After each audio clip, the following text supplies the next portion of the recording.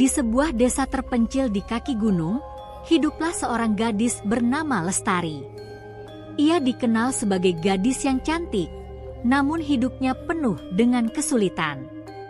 Ayahnya meninggal sejak ia kecil, dan ibunya yang sakit-sakitan hanya mampu bekerja sebagai buruh tani. Setiap hari, Lestari bermimpi untuk keluar dari lingkaran kemiskinan yang menghimpit hidupnya. "Aku ingin hidup kaya, Ibu," ujar Lestari pada suatu malam. "Aku lelah melihat kita harus makan dengan nasi dan garam setiap hari." Sang ibu mengelus kepala Lestari. "Kekayaan itu tak selalu membawa kebahagiaan, Nak. Jangan biarkan keinginan itu membutakanmu." Namun, kata-kata ibunya tak mampu menghentikan tekad Lestari. Ia sering berdoa agar diberi jalan untuk menjadi kaya raya, apapun risikonya. Suatu malam, ketika bulan purnama bersinar terang, Lestari bermimpi tentang sebuah istana megah di tengah hutan. Di dalamnya, seorang pangeran tampan memanggil namanya. "Datanglah kepadaku, Lestari," bisik sang pangeran. "Aku bisa memberimu kekayaan yang tak terbayangkan." Pagi harinya, Lestari terbangun dengan perasaan yang aneh. Ia merasa bahwa mimpinya bukan sekadar bunga tidur. Di dalam hatinya, ia yakin bahwa pangeran itu adalah jawaban atas segala doanya. Setelah bermimpi tentang pangeran tampan yang menjanjikan kekayaan, Lestari tak bisa mengabaikan suara panggilan itu. Ia memutuskan untuk pergi ke hutan terlarang, meskipun desa telah lama mengenalnya sebagai tempat berbahaya. Banyak kisah menyeramkan tentang orang-orang yang hilang atau kembali dengan cerita aneh setelah memasuki hutan tersebut. "Ibu, aku harus pergi," kata Lestari sambil memasukkan beberapa roti kering ke dalam tas kecilnya. "Kemana kau, Lestari? Jangan bilang kau mau ke hutan itu," seru ibunya dengan wajah cemas. "Ibu, aku yakin ini jalan untuk mengubah nasib kita. Aku akan kembali dengan kekayaan dan kebahagiaan," jawab Lestari tegas. Ibunya hanya bisa menangis dan memeluknya erat. "Hati-hatilah, Nak. Jangan sampai terjebak oleh tipu daya." Dengan tekad bulat, Lestari melangkahkan kakinya menuju hutan terlarang. Ia mengikuti jalur setapak yang gelap dan dipenuhi oleh pohon-pohon tinggi yang menjulang seperti raksasa. Suara angin yang berdesir di antara dedaunan membuat suasana semakin mencekam, tetapi Lestari tetap melangkah. Setelah berjalan selama beberapa jam, ia tiba di sebuah sungai kecil dengan air yang jernih. Di sisi sungai, ada batu besar berwarna keemasan. Tiba-tiba, seekor ular besar dengan sisik berkilauan muncul dari balik batu itu. Ular itu menatap Lestari dengan mata tajamnya, namun anehnya, Lestari tidak merasa takut. "Kau telah datang, Lestari," suara lembut terdengar, bukan dari mulut ular, melainkan langsung di pikirannya. "Apakah kau pangeran dalam mimpiku?" tanya Lestari dengan suara bergetar. Ular itu mengangguk. "Aku adalah Pangeran Arjuna, penguasa hutan ini. Jika kau ingin hidup kaya raya, kau harus menikah denganku. Aku akan memberimu segalanya, namun ada satu syarat." "Apa syaratnya?" "Kesetiaan. Kau tak boleh mengingkari janjimu untuk tetap berada di sisiku, apapun yang terjadi." Tanpa ragu, Lestari menyanggupi. Dalam pikirannya, ia sudah membayangkan kehidupan mewah yang akan segera menjadi miliknya. Setelah menerima persyaratan dari Pangeran Arjuna, Lestari dibawa ke sebuah gua besar di dalam hutan. Gua itu tampak biasa dari luar, tetapi begitu masuk, ia terkejut melihat kemegahan di dalamnya. Lantainya terbuat dari batu pualam berkilauan, sementara dindingnya dihiasi dengan permata berwarna-warni. Di tengah gua, ada singgasana emas besar yang tampak memancarkan cahaya lembut. "Disinilah kau akan tinggal bersamaku," ujar Pangeran Arjuna sambil merayap ke singgasananya. Lestari merasa terpesona. Ia membayangkan dirinya hidup sebagai ratu di tempat seindah ini. Namun, ketika menyadari bahwa ia akan menikahi seekor ular, ada keraguan kecil yang menyelinap di hatinya. "Apakah aku akan menikah denganmu dalam wujud ini?" tanya Lestari, berusaha menyembunyikan rasa takutnya. Pangeran Arjuna tertawa kecil. "Untuk sementara, iya. Namun, saat malam pertama kita, kau akan melihat wujudku yang sebenarnya." Malam pernikahan pun tiba. Lestari mengenakan gaun sutra yang tiba-tiba muncul di kamarnya. Ia duduk di samping Pangeran Arjuna yang kini berubah menjadi seorang pria tampan berambut hitam legam, dengan sorot mata tajam yang memikat. "Apakah ini wujud aslimu?" tanya Lestari, kagum. "Ya," jawab Pangeran Arjuna. "Namun aku harus kembali ke wujud ular saat pagi tiba. Kau harus menerima kedua sisi diriku." Tanpa banyak pertimbangan, Lestari setuju. Baginya, kekayaan dan kemewahan sudah cukup untuk menutupi rasa takut atau jijik yang mungkin ia rasakan. Setelah upacara pernikahan sederhana, Pangeran Arjuna memberikan hadiah berupa peti besar berisi emas dan perhiasan. "Ini hanya permulaan. Kau akan memiliki segalanya, Lestari, selama kau tetap setia." Lestari merasa impiannya telah menjadi kenyataan. Namun, ia tidak menyadari bahwa kehidupan yang baru ini akan menguji dirinya lebih dari apa yang pernah ia bayangkan.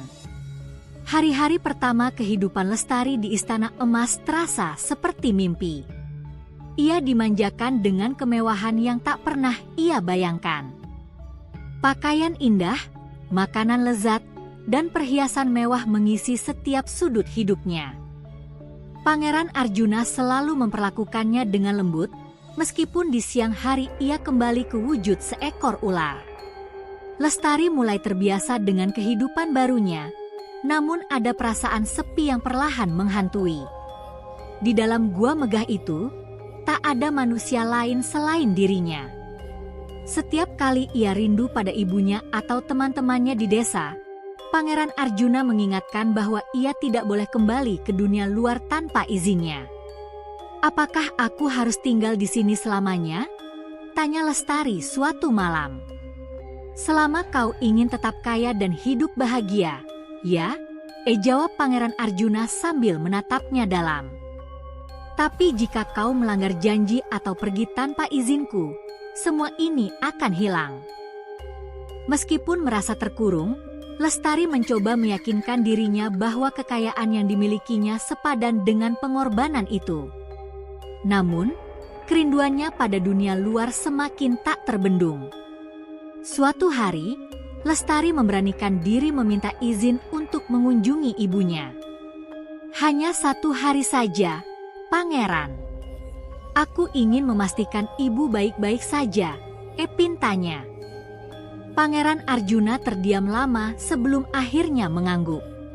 "Baik, kau boleh pergi, tapi ingatlah ini, kau harus kembali sebelum matahari terbenam. Jika tidak, semuanya akan berubah." Dengan hati berdebar, Lestari meninggalkan gua istana dan berjalan menuju desa. Ia merasa seperti burung yang akhirnya bebas dari sangkar emasnya. Setelah berhari-hari hidup dalam kesendirian di Istana Emas, Lestari merasakan kebebasan yang luar biasa ketika menginjakan kaki kembali di desanya. Semua orang memandangnya dengan kagum. Pakaiannya yang indah dan perhiasannya yang berkilauan membuatnya tampak seperti seorang putri. "Ibu, aku kembali," seru Lestari ketika sampai di rumah kecil mereka.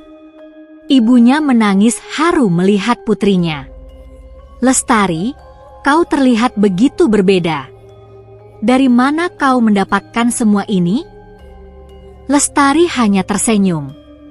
Aku sudah menikah dengan seseorang yang sangat kaya, Bu. Hidup kita tak akan miskin lagi. Meski merasa bahagia melihat anaknya berubah, sang ibu khawatir.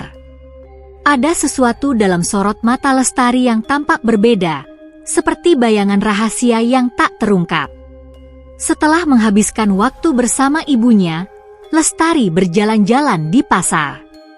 Ia ingin menikmati suasana desa yang dulu sering ia rindukan. Namun, pandangan mata pria-pria di pasar yang mengagumi kecantikannya mulai menggoyahkan hatinya. Di sana, ia bertemu dengan seorang pedagang muda bernama Galang yang terkenal dengan ketampanannya. Galang tersenyum hangat dan menyapa Lestari. "Kau pasti orang asing. Aku belum pernah melihat perempuan secantik dirimu di desa ini." Lestari terpesona oleh pesona Galang. Mereka berbicara lama, dan perlahan Lestari mulai melupakan peringatannya pada janji untuk kembali sebelum matahari terbenam. "Sampai kapan kau akan tinggal di desa ini?" tanya Galang. "Aku harus kembali sebelum senja," jawab Lestari, meski hatinya ragu. Namun, semakin lama ia berbicara dengan Galang, semakin sulit baginya untuk pergi. Matahari perlahan mulai terbenam, tetapi Lestari tak segera kembali ke istana. Di kejauhan, terdengar suara gemuruh. Angin kencang berembus, dan tiba-tiba langit menjadi gelap. Lestari teringat peringatan Pangeran Arjuna. Dengan panik, ia berlari menuju hutan. Tetapi semuanya sudah terlambat. Lestari berlari secepat mungkin ke arah hutan terlarang, tetapi matahari telah tenggelam sepenuhnya. Angin berhembus semakin kencang, dan suara gemuruh seperti datang dari dalam bumi. Ia tiba di tepi sungai tempat pertama kali bertemu Pangeran Arjuna, namun istana emas yang megah itu telah lenyap. "Pangeran Arjuna, aku di sini. Maafkan aku terlambat," teriak Lestari dengan suara bergetar. Tiba-tiba, ular besar dengan sisik hitam legam muncul dari dalam sungai. Matanya bersinar merah menyala, berbeda dari tatapan lembut yang biasa ia lihat. "Kau melanggar janjimu, Lestari," suara Pangeran Arjuna menggema di udara. "Aku telah memperingatkanmu, namun kau membiarkan dirimu tergoda oleh dunia luar.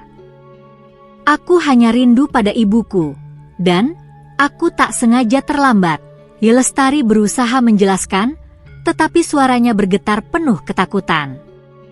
"Kau bukan hanya terlambat, tapi kau telah membiarkan hatimu terbagi," ujar Pangeran Arjuna dingin.